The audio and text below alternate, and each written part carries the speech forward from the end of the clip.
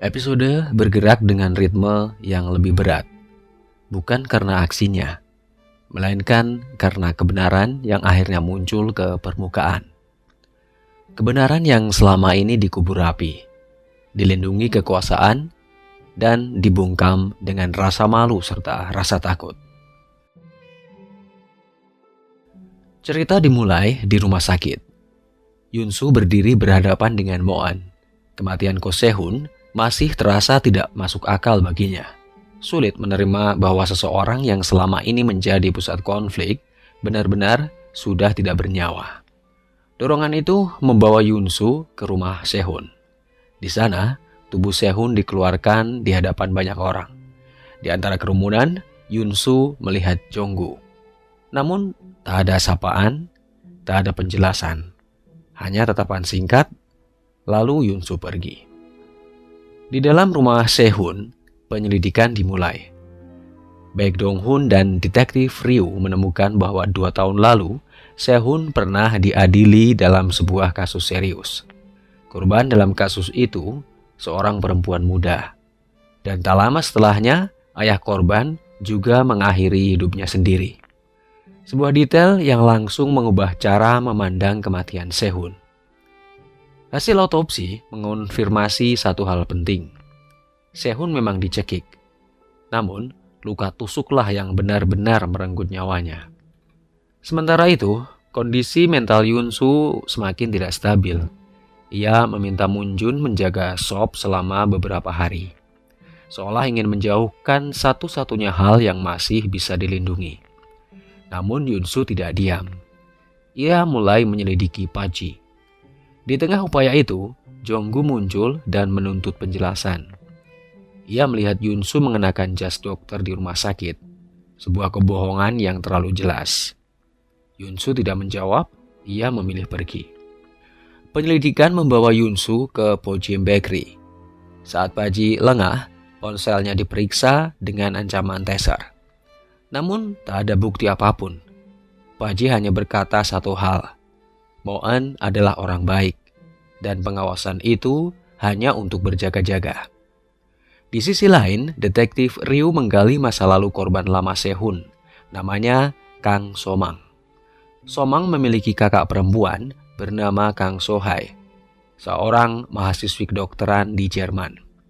Relawan di kamp pengungsi Thailand dan secara resmi meninggal dalam kecelakaan mobil. Namun penyelidikan Dong-hun membuka luka yang jauh lebih dalam.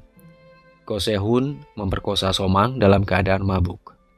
Ia merekam perbuatannya dan bahkan mengakuinya. Tapi kekuasaan keluarga Sehun membalikkan segalanya.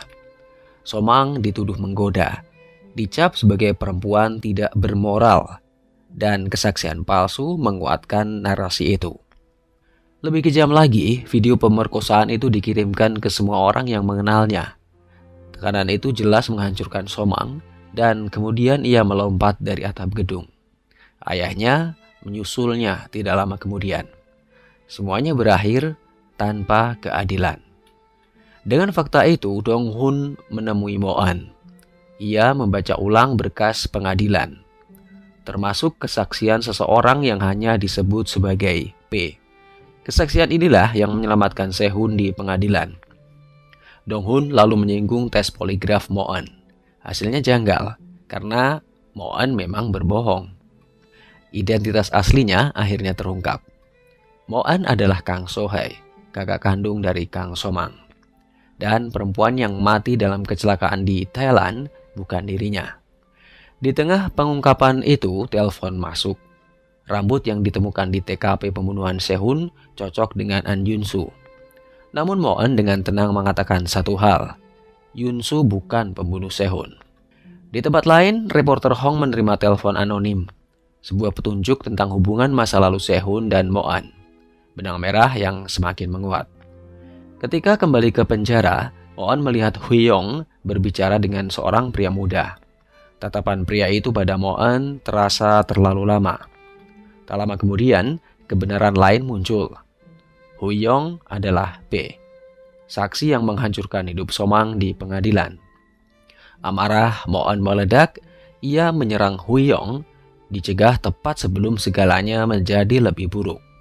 Sementara itu bukti terhadap Yunsu semakin menguat. Pergerakan yang mencurigakan, alat pemantau yang rusak, semua mengarah padanya. Saat Yunsu pulang, ayah Sehun muncul. Ia memaksa masuk, menunjukkan foto Yunsu di rumah Sehun. Awalnya ingin berbicara, namun berubah menjadi ancaman. Yunsu kemudian melarikan diri. Mobil melaju di malam hari dan alat pemantau berbunyi serta panggilan tidak dijawabnya. Berita di layar menyebutkan rambutnya ditemukan di TKP. Polisi mendekat. Di sebuah minimarket, Yunsu memotong alat pemantau itu. Valid, kini ia adalah buronan. Di penjara, Huyong menerima perawatan. Moan dikurung di sel isolasi. Sebuah kabel hitam tergeletak tak jauh dari Huyong. Kesempatan datang saat petugas lengah. Kabel itu melilit leher dan tubuhnya melompat dari atas. Dari balik jeruji, Moan hanya bisa menyaksikan. Tanpa suara, tanpa ekspresi, tanpa air mata. Episode 8 bukan sekedar pengungkapan. Ini adalah pengingat bahwa kejahatan tidak selalu dihukum. Bahwa korban seringkali harus menanggung segalanya sendiri. Dan bahwa dendam lahir dari ketidakadilan yang dibiarkan terlalu lama. Moan bukan monster. Ia adalah luka yang berjalan. Dan Yunsu kini berada di persimpangan yang jauh lebih berbahaya. Cerita belum selesai dan kebenaran masih menunggu harga terakhirnya.